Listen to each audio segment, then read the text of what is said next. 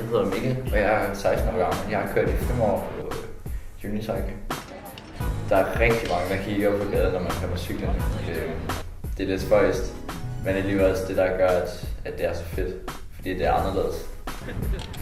Jamen, nogle folk vil jo nok tænke, at det er dumdristigt, uanset hvor meget kontrol jeg har over det.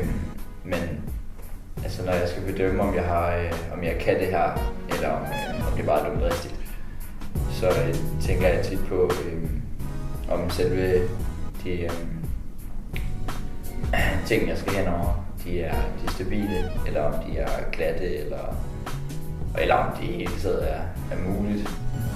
Man lærer hurtigt at bedømme sine egne grænser om, hvor højt man kan hoppe, og ens balance og længde. Og det gør jo selvfølgelig også, at det er nemt at se, om det er en line, der er mulig at tage for en.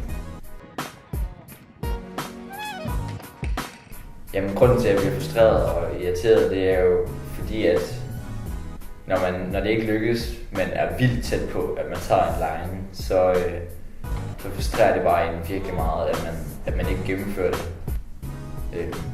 Hvilket irriterer en sygt meget. Så nogle gange så har man bare lyst til at komme ud med de der frustrationer, og så går det tit ud af cyklen.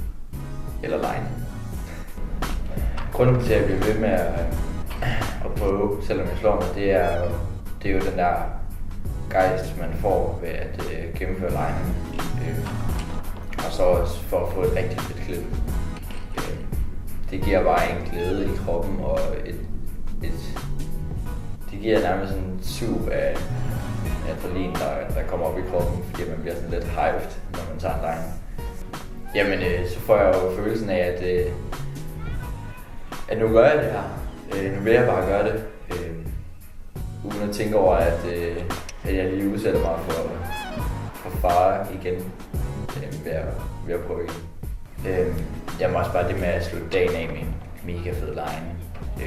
Selvom man har brugt rigtig mange forsøg på det, så gør det bare det hele værd.